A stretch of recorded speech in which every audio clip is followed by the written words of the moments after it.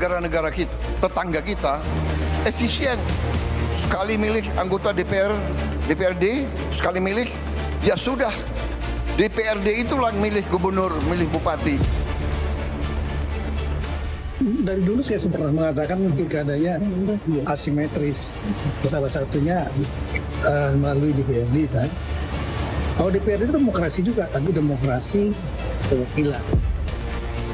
Pemilihan oleh DPRD itu tidak melibatkan langsung suara rakyat.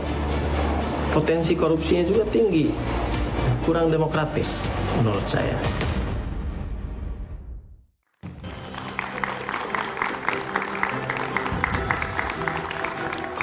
Selamat malam.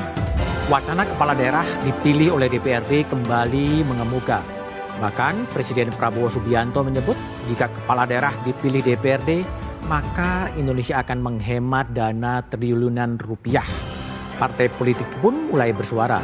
Meski tak setuju seluruhnya, tapi sepertinya wacana kepala daerah dipilih DPRD akan tetap mengemuka dan posisi partai politik berada di mayoritas kubu yang sama. Tapi ada juga kekhawatiran munculnya kepala daerah boneka. Jika ada catatan dan evaluasi dari penyelenggaraan pilkada serentak, mengapa hak pilih rakyat yang harus dikorbankan? Benarkah masalah dana politik menjadi alasan utama atau ada skenario lain yang jadi arah? Inilah Satu Meja The Forum, pilkada langsung dievaluasi, ada skenario apa lagi?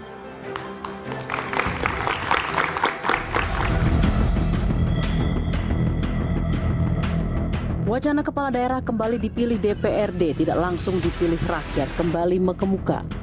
Kali ini wacana tersebut dilontarkan Presiden Prabowo Subianto.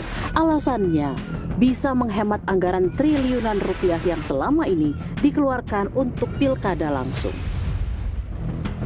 Menurut saya, kita harus perbaiki sistem kita. Dan kita tidak boleh malu untuk mengakui bahwa kemungkinan sistem ini terlalu mahal. Ya. Saya lihat negara-negara tetangga kita efisien. Ya. Malaysia, Singapura, India. Sekali milih anggota DPRD, sekali milih, ya sudah. DPRD itulah milih gubernur, milih bupati. Ketua Umum PKB Muhaimin Iskandar mendukung gagasan Presiden Prabowo Subianto untuk mengevaluasi pilkada. Namun, Muhaimin menegaskan perlu diskusi lebih mendalam apakah DPRD sebagai pengambil keputusan pilkada atau tidak. Ide untuk mengevaluasi pemilihan langsung di level pilkada itu saya kira saya mendukung, PKB juga mendukung. Soal mekanismenya apakah langsung DPRD, apakah semua DPRD, mari kita diskusikan.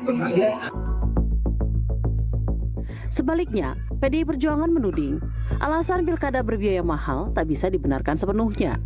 Ketua DPP PDI Perjuangan Deddy Sitorus mengatakan pilkada berbiaya mahal karena elit politik yang memiliki uang ingin jalan pintas memperoleh elektoral yang kuat. Tapi pada prinsipnya kami tetap ingin pemilu langsung dan kedaulatan di tangan rakyat, one man, one vote. Jadi jangan hanya menyalahkan rakyat biaya mahal, karena yang menyalurkan uang itu kan memang dari elit politik sendiri. Jadi jalan itu masih panjang, jangan buru-buru kita mengambil kedaulatan rakyat.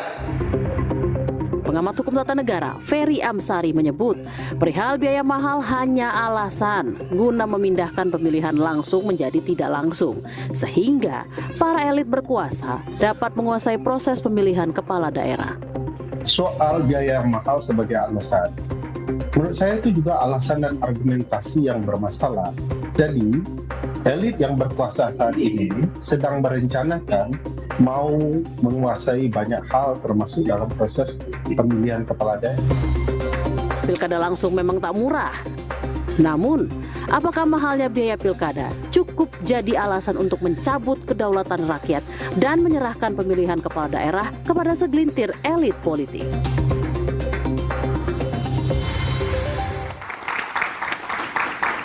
Pilkada langsung dievaluasi, ada skenario apa lagi, itulah tema Satu Meja The Forum malam ini. Telah hadir di studio di ujung sebelah kanan Ahmad Doli Kurnia, malam Bang Doli, Wakil Ketua Balik dari fraksi Partai Golkar. Kemudian ada Muhammad Rifki Nizami Karsayuda, Ketua Komisi 2 DPR, malam Mas Rifki. Kemudian ada politisi PDI Perjuangan Deddy Sitorus, malam Bang Deddy. Lalu kemudian ada pakar hukum tata negara Bivitri Susanti, BIP, dan Hadar Nafis Gumai, pakar pemilu dan direktur eksekutif NetGrid. Ya, di sambungan Zoom nanti ada Bupati terpilih Trenggalek Nur Arifin dan Cabub Kutai Kartanegara Awang Yakub Lukman. Bang Doli, saya tanya terlebih dahulu. Pak Prabowo udah mengatakan mahal, tidak efisien, udah kembali ke DPRD dan diucapkan di acara Partai Golkar. Golkar sudah setuju? Saya menangkap pidato Pak Presiden itu sebenarnya tidak sesempit itu. Ya. Jadi gini Mas Budiman ya, saya mau masuk dari hal yang besar dulu ya. Kita ini sudah 26 tahun melaksanakan, dimasuk di era reformasi. Sudah 6 kali pemilu ya. Jadi seharusnya kita sudah bisa memaknai demokrasi itu bergeser dari hanya sekedar prosedural menjadi yang substansial. Apa yang substansial itu? Misalnya apakah, jadi gini, demokrasi itu kan cuma instrumen penting, instrumen inti untuk menyampaikan kepada tujuan. Nah sekarang pertanyaannya adalah apakah demokrasi kita ini semakin mendekatkan pada tujuan itu? Apakah pemilu yang sudah 6 kali itu membuat makin rakyat ini makin sejahtera, makin literasinya lebih bagus, ya, atau makin brutal? Nah kalau kita dengar kemarin misalnya soal pemilu biaya politik tinggi, ini kan makin lama makin permisif dan masif. Jadi setuju dipindahkan ke DPRD? Nah belum tentu. Nah jadi maksudnya pidato itu harus dimaknai. Ini saya hitung ada yang ketiga kali ini disampaikan. Bahwa seorang kepala negara mengajak kita semua membangun kesadaran ada problem dalam demokrasi kita, maka kita harus melakukan evaluasi.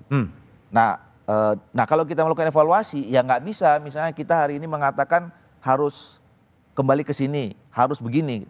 Itu harus dilakukan kajian yang mendalam. Kaji dulu. Golkar sebenarnya kami 2 kali Munas 2004, 2019, 2024 itu resmi ada rekomendasi Munas yang mengatakan bahwa kita harus melakukan kajian mendalam terhadap sistem pemilu itu. Makanya saya 5 tahun yang lalu sama Pak Ketua Komisi waktu di Komisi 2 itu sudah mulai kaji ya, posisinya kaji dulu ya. Kita sudah punya draft naskah akademik dan draft RUU Undang-Undang Pemilu maupun Pilkada. Baik. Waktu itu kena COVID. Berhenti dulu ya. Bang Rifki, kalau Nasdem, saya mau tahu posisinya di mana? Apakah langsung setuju ke DPRD sesuai dengan pidato Pak Prabowo atau gimana?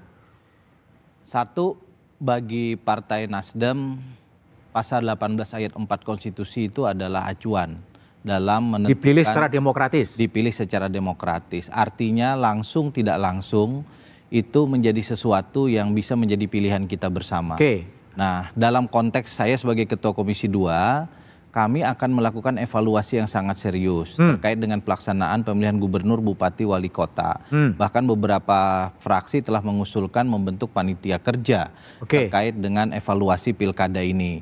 Saya kira bukan hanya soal sistem yang akan kita evaluasi, tapi juga bagaimana implementasi yang selama ini berjalan, termasuk bagaimana kultur politik yang selama ini juga mempengaruhi bagaimana kritik kita terhadap pemilihan gubernur bupati langsung. Termasuk juga mahalnya biaya yang selama ini harus dikeluarkan baik oleh negara atau daerah melalui APBN, APBD maupun oleh para kontestan calon tersebut melalui pasangan calon maupun partai politik. Nah, jadi karena posisinya itu, masih dikaji ya? Karena itu posisi resmi partai, kalau Nasdem belum menyampaikan posisi resmi partai, saya kira akan sangat baik kalau kita selesaikan dulu tahapan ini. Sekarang tahapan pilkada masih dalam proses di Mahkamah Konstitusi. Kita akan lakukan kajian, kita punya instrumen di Komisi 2 DPR RI untuk melihat ini sampai dengan pada titik tertentu nanti kita akan menyimpulkan kira-kira bagaimana mekanisme terbaik. Kita pernah mencoba seluruh mekanisme ini dalam sejarah ketatanegaraan kita. Tunjuk, pilih dan seterusnya. Baik. Bung Deddy Sitorus, PDI Perjuangan apakah kaji dulu atau gimana? Saya kira soal kedaulatan rakyat nggak perlu dikaji. Nggak perlu dikaji? Nggak perlu dikaji, kan kita sepakat bahwa pemilu itu dari rakyat, oleh rakyat untuk rakyat kan. Demokrasi itu dulu itu nggak bisa ditawar-tawar. Yang dipersoalkan Bapak Presiden kalau kita simak, yang pertama kan mahalnya biaya pemilu. Mahal itu pertama dari sisi anggaran pemerintah, yang kedua dari sisi mereka yang bertanding. Kalau persoalannya adalah mahalnya biaya pemilu, harusnya yang kita bicarakan bagaimana membuat dia melakukan efisiensi. Apa sih unsur-unsur biaya mahal dalam anggaran kepemiluan? Misalnya KPPS, misalnya terlalu banyak. Atau apa? Kan itu dulu kita bicara levelnya gitu. Jangan terus lompat. Langsung kita balik aja deh ke sana gitu kan. Karena tidak semua dalam sistem keternegaraan itu bisa dikuantifikasikan menjadi biaya, Pak. Karena ada banyak persoalan dalam pemilu itu. Soal keabsahan, legitimasi seorang pemimpin atau pemerintahan yang dibentuk. Itu persoalan yang esensial. Baik. Jadi misalnya begini, kalau kita anggap biaya nikah itu mahal, ya udah kita kumpul kebo aja kan sama itu. Hasilnya anak juga gitu. Itu kan cacat pemikiran yang menurut saya harus dibenerin. Oke, Bung Deddy, kita tanya ya kepada pelakunya. Awang Yakob Lukman, Cagup dari Kutai Kartanegara. Dan juga Nur Arifin. Saya ke Pak Awang dulu. Pak Awang, seberapa mahal sebetulnya pemilihan di Kutai Kartanegara itu?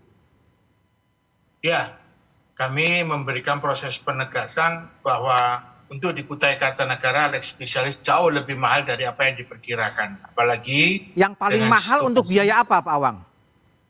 Ya, biaya ketika kita maju pada kepentingan kita sebagai calon. Kemudian yang kedua adalah sistem yang dibangun oleh pemerintah itu sendiri juga tidak efisien tadi yang dikatakan oleh Pak dari PDI Perjuangan tadi. Bisa dikonkretkan nggak yang paling mahal biaya apa? Ya, di dalam proses mekanisme kita itu kan dengan luas wilayah Kutai Kartanegara yang demikian luas, sehingga apapun yang kita lakukan juga akan menjadikan biaya itu menjadi lebih mahal beda dengan kabupaten kota. Jadi dalam posisi itu Anda setuju dengan dipilih langsung atau dipilih DPRD? Kami akan berangkat daripada proses konteks evaluasi yang terlebih dahulu, tapi pada prinsipnya perwakilan, permusyawaratan perwakilan seperti yang disampaikan oleh Pancasila sila yang keempat itu menjadi semacam satu proses dasar pemikiran kita, Pak. Artinya? Ya jelas, pemilihan secara langsung di DPR juga merupakan representasi yang terbaik. Jadi dikatakan oleh Pak Prabowo, saya pikir sudah cukup jelas. Kita tidak menafikan bahwa apa yang telah terjadi pada saat Orde Baru pada saat yang lalu. Dipilih oleh DPRD ya Pak Awang ya? Kira-kira kalau Pak Awang gitu. Saya pindah ke proses mekanisme yang benar. Ke Nur Arifin. Gus Ipin, kalau posisi Anda seberapa mahal Anda ikut pilkada di Trenggalek itu? Gini Mas Budiman, jadi saya berbicara pemilu pasti berbiaya, tapi mahal atau enggak itu kan tergantung kayak kita berekspektasi kamu mengeluarkan sesuatu dapatnya apa. Tapi bagi saya berterima kasih ada pemilu langsung yang dipilih oleh rakyat, sehingga saya merasanya malah lebih murah. Karena apa? Lebih murah? Karena nggak semua rakyat itu bisa dibeli loh. Saya 2 periode, pertama waktu bupati yang awal dulu, strong voter saya 68%. Dan itu sudah menyematkan pertanyaan, kalau kamu dikasih uang oleh pihak lain untuk tidak memilih Muhammad Nur Arifin atau memilih calon lain, kamu masih mau milih karena uangnya atau karena orangnya? Pasti 68% milih tetap Muhammad Nur Arifin. Bahkan yang kedua 82% gitu. Jadi bisa dikatakan bahwa saya berbiaya, iya. Ya sederhananya begini, ada orang yang punya duit rela menghabiskan miliaran, puluhan miliar untuk koleksi kemewahan, sport cars dan segala macam gitu ya. Masa sih kita ngeluarin sesuatu untuk dalam tanda kutip memperjuangkan cita-cita dan segala macam, itu kan juga nggak harus dikatakan itu sebagai sesuatu hal yang mahal gitu. Kalau bagi saya pasti berbiaya iya, tapi kalau kamu punya kompetensi lain itu jadi nggak ada pengaruhnya gitu. Jadi bagi Anda lebih senang dipilih DPRD atau dipilih langsung oleh rakyat? Kalau saya mengikuti nafsu saya yang sudah berkuasa ini gitu, saya lebih enak karena saya sudah kenal elit dan segala macam. Tapi kalau saya melihat kacamata saya sebagai rakyat, saya membayangkan bagaimana nanti media rakyat untuk bisa bonding sama pemimpinnya ya. Bagaimana dia tahu gagasan langsungnya ketika kemudian tidak mendengar langsung visi misinya, nggak mendengar langsung cerita, nggak ketemu langsung. Jadi saya lebih cenderung bahwa ya pasal 1 ayat 2 dan juga pembukaan undang-undang kita bahwa negara Republik Indonesia berkedaulatan rakyat berdasarkan ketuhanan dan seterusnya gitu. Dan pasal 1 juga menyebutkan artinya tetap dipilih langsung oleh rakyat ya Gus Ipin? Saya masih sepakat dipilih langsung oleh rakyat karena sebagai rakyat biasa kita butuh bonding dengan pemimpinnya, kita ingin kenal siapa yang akan memimpin kita dan mendengar langsung bersama. Oke, baik Gus Ipin dan Pak Awang, terima kasih telah bergabung di satu meja The Forum. Tapi ada apa di balik maju mundur sistem pilkada? Apakah langsung perwakilan? Jawabannya setelah jeda berikut ini.